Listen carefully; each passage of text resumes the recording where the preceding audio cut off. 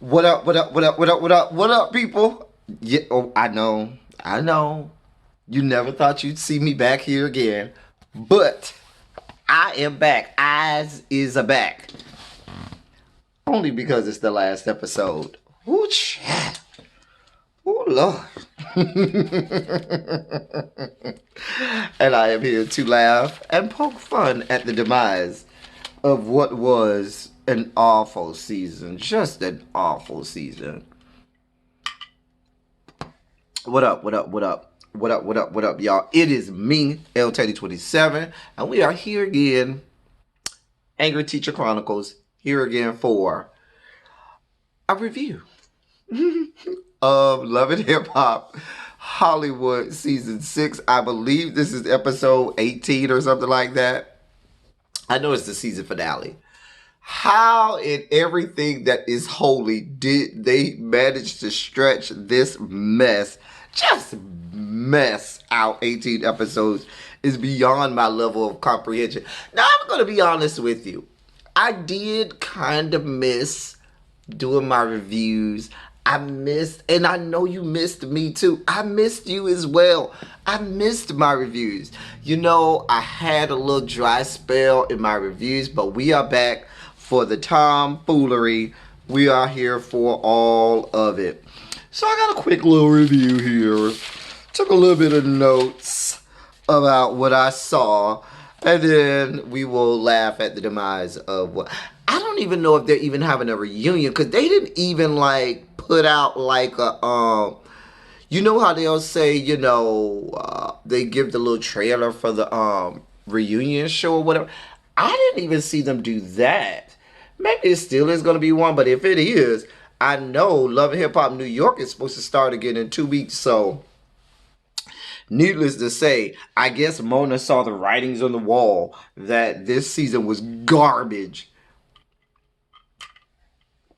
Just a mess. Just a mess. Let's get this over with and get started. So, we start off with Lyrica and Brittany B. With this little fight they were supposedly about to have. Black China is there. So, I mean, I took from it, Brittany B. Listen, y'all.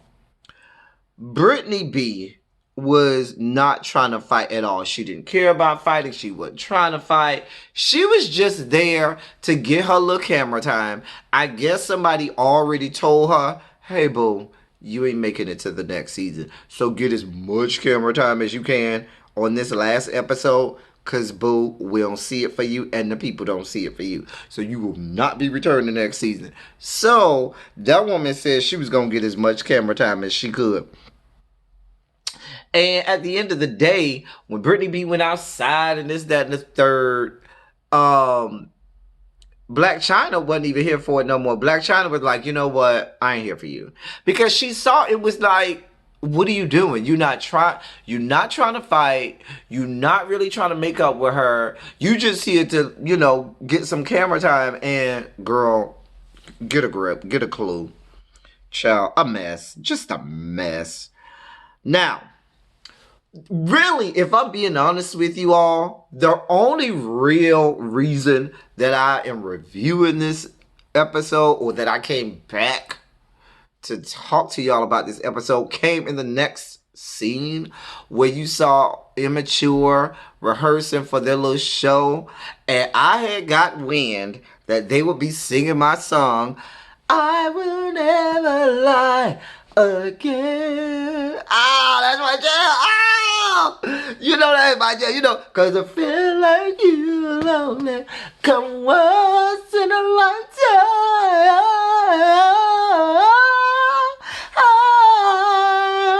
That's my jam. That's my jam. Immature, I would never lie. You, come on now. That is the jam. And I was jamming. Jamming is what I was doing on this episode. I had to keep rewinding it just to see that again. They sang that for me now. They sang that for me. They sang it for me. Child, that was my song back in the day. Ooh, Lord. Look at these here notes here that I wrote. But yeah, listen, that was my part. You had J Boog there, you had Batman, you had Romeo, you had all the people I want to see there. Paris, on the other hand, I guess they give me J Boog, who they know I want to see. So I guess, oh dear God, they had to put Paris in there with. Why was she there? Why? Oh Lord. I don't understand. I don't understand Paris's purpose. She's not funny. She's not easy on the eyes. She adds nothing to the show. She ain't dating nobody. She really don't have no real tea and drama. I don't really think she could fight like that because all she ever do is try to throw water or soda or the liquor on somebody. I don't even really think she got hands like that and can fight. So her jokes don't be hitting, her hair don't be good, her outfits don't be good, her makeup don't be. What purpose do she serve? She's like a pimple on the face, just not needed, not wanted, isn't helping you at all. It's just there, just in the damn way. Just. Child.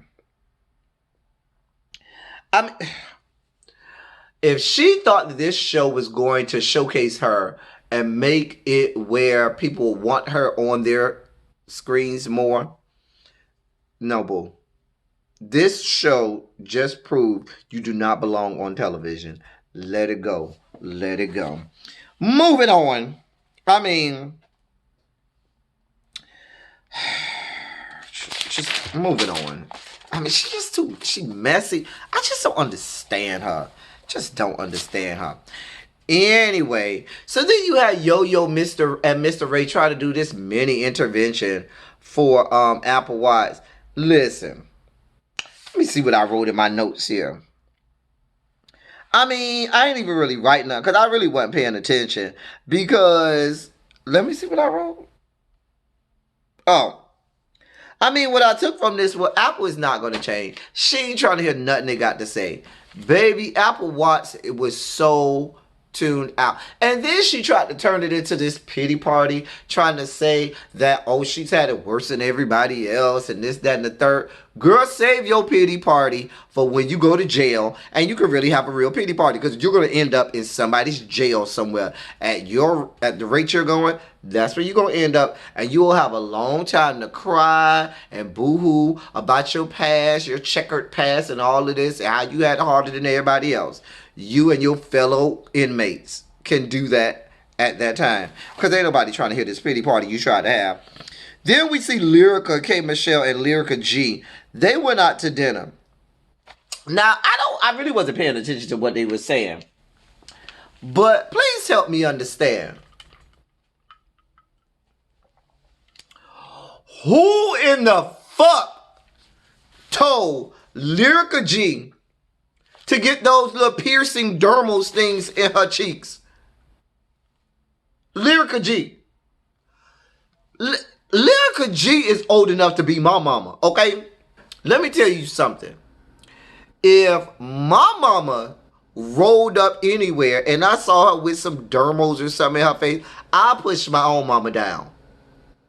She might get up and beat me into oblivion, but I still will push her down for doing it and just take the beating. At this point, Lyrica G is morphing into Mama Pam. Tell me Lyrica G ain't morphing into Mama Pam. They're morphing into one and the same. They will end up being the same person. I'm trying to tell y'all what I know. You heard it here first. Because they're morphing into the same person. Oh boy. Then we were at the this performance that Moniece was having. So magically Booby was there. And so okay. So we are left to know and think, and it's been cemented that Booby is willing to stick his hot little dick in anything and anybody that can secure him another season or another week or two on this show. I mean, is he going to be sleeping with Zell Swag next? I'm telling you, that's going to be the next person that he's going to be sleeping with, Zell Swag. Because he is willing to push up on anybody he feels he can so he can secure another season. I mean, we know that Mona Scott Young is paying these people in coupons for Pop Secret popcorn. So, I mean, you ain't making that much, booby. I mean, it's not that serious. He be swinging his little hot dick on to any and everything he can. Like Spider-Man, do his little, shoot his little web at everything. He be shooting his little hot dick at everything on the show just to try and secure another season. I mean, Jesus, Lord God. Jesus, please be an international or some foreign basketball team that needs an old washed up NBA player. I mean, none of the stands want none of him. Uzbekistan, Pakistan, Afghanistan.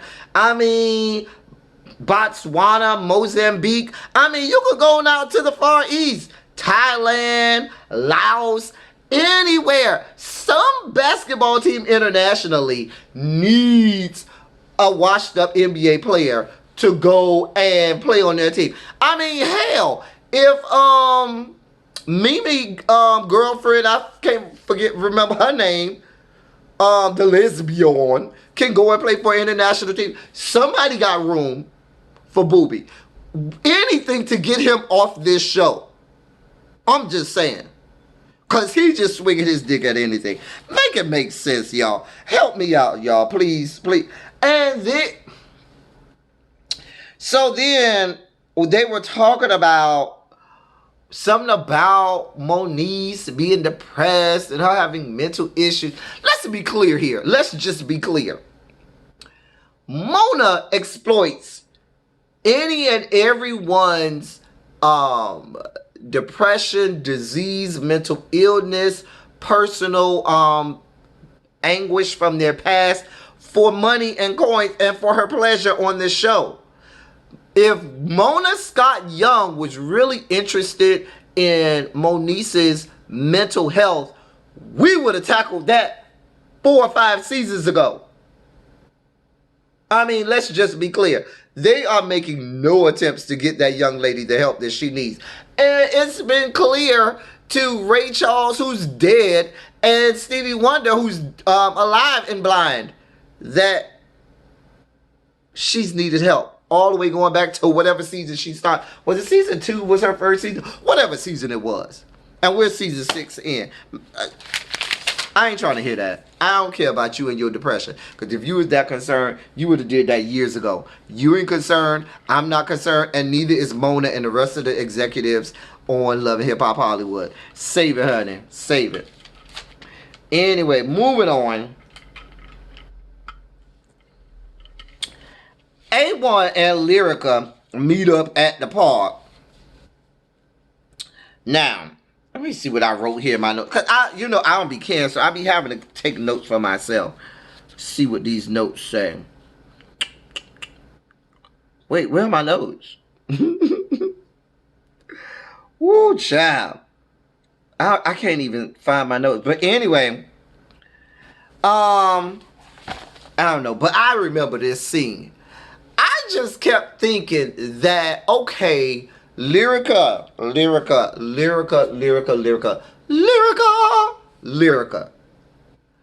You are investing way too much energy into the likes of a troglodyte like A1. Let's just be clear here. Make it make sense. Have you looked at him, Lyrica? I mean, why are you wrestling with whether or not to leave him? Look at him. Girl, please. Girl, please. Girl, please. Have you looked at him? And then Can I ask a question in my Jay Wilson's voice? Can I say something?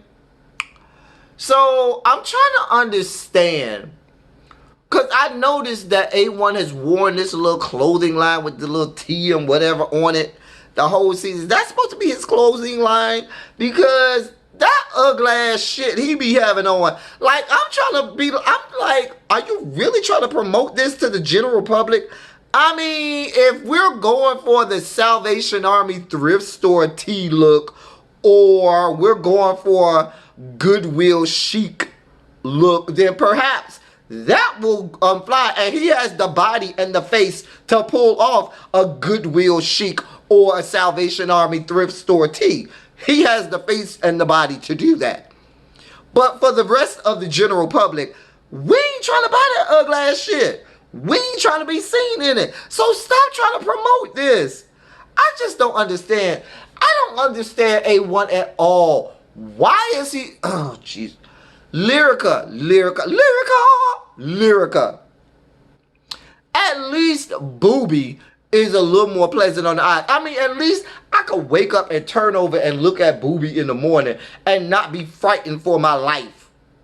But if I wake up in the morning and turn over and see the likes of A1 next to me, baby, I'm going to start stabbing something, because I ain't going to know what that is. Moving on. Something about them getting divorced and stuff. Nobody cares. Because I think they still together now. We find out they still together now. Nobody cares. Moving on. Where am I at? Because I couldn't even find my notes on that. K. Michelle had a farewell party. And the only thing that I couldn't help. See, they messed me up at the beginning of the K. Michelle of this scene. Because when Mama Pam showed up, they immediately cut to the confessional with Mama Pam. And she had on this, like, one shoulder off dress that was, like, shaggy, kind of like shingles or fringe or something like that. And I swear to God, I blinked real fast and thought I saw Mr. Snuffleupagus from Sesame Street. Tell me she look... And Mr. Snuffleupagus got them real big eyelashes and got all of the... little fringe, little fur on him that looked just like Mama Pam did with that dress on and them big old eyelashes. Y'all tell me I'm lying. Tell me I'm lying. I'm trying to tell you what I know. Anyway, something happened at the party. She leaving, going back to Atlanta. Oh well, moving on. Then we were at the Ray J and Immature concert. So... something went on there, and I was like, okay, they were, whatever, but when Zell Swag and Paris came back on again on my television screen, I mean, they're like pubic lice. Yes, they are like crabs. They make me itch in places that I don't want to itch, okay? Both Zell and Paris. I don't want to see them. I don't want any parts of them. They make me itch. I think they should go away. And there needs to be some kind of cream or spray or penicillin or something we can use with which to rid the world of the likes of Zell Swag and Paris. Can we please? Help me, Lord. Help. Fix it, Jesus. Fix it like you said you would. And then they cut away to Fizz and April acting like they didn't care. Oh, I don't want to be there anyway. Them ain't my people. How the fuck them ain't your goddamn people? Fizz. Come on now. Fizz, let it go. You made the wrong decision. And now you got to try and prove to the rest of the world and act like you are unbothered. Oh, you are bothered. Because when them checks start to run thin, and when that money starts to run low, oh, you will be bothered. You're going to be praying Mona bring you and April back, or at least bring Moniece back, so that child of yours can be getting some money. Because you don't have residual funds like that. Ain't like somebody, I'm sure somebody else owns all of the credits and royalties for all of those songs that B2Gay, yes I said it, B2Gay made. So you ain't cutting no checks like that. The people don't see it for you like that. Child, please. Child. And then it was over. Everybody talking about what they gonna do next. Child, overall, if I had to rate being the angry teacher, I have to give it a grade. You know what grade I give it? I give it a D minus. Because an F is a failure, but a D or D minus is actually worse than an F. Because a D means that there was some effort put into this, and you perhaps thought or believed there was some hope of getting a passing grade, but it was so awful and so dreadful that you ended up with a D, which is still a failing grade. I mean, at least the F, you know when you get that F, yeah, I earned that F. But when you get a D is not a grade that somebody be like, oh, I earned this D. When you get a D, when you get the D, no. When you get a grade of D, you really feel like, okay, I don't put some work and some time into this, and I'm about to get a good grade. If you come back and look at that D, you be like, the fuck? Yeah, that's what this season gave, a D minus T. A D minus. Not even an F. Because I'm always for, give me an A or an F. Okay? This was a D minus. Just a mess. I hope they don't have a reunion show. For what? A reunion for what? I mean, come on now. A reunion? For what? Mona. Well, we'll see. In 2 weeks, Love and Hip Hop New York start. Now, I will commit to starting the season. I'm going to start it off. Now, I'm telling you now, I'm going to be in there from episode 1. But y'all know how I get. I'm going to try my best to make it through the whole season. But we'll see. That's all I got for y'all. If there's a reunion, I'll do the reunion. If there's not a reunion, then I will be back in 2 weeks for Love and Hip Hop New York. The original Love and Hip Hop. That's all we got. Until next time. Thank y'all for coming. Y'all drive safely. I'm out. Peace.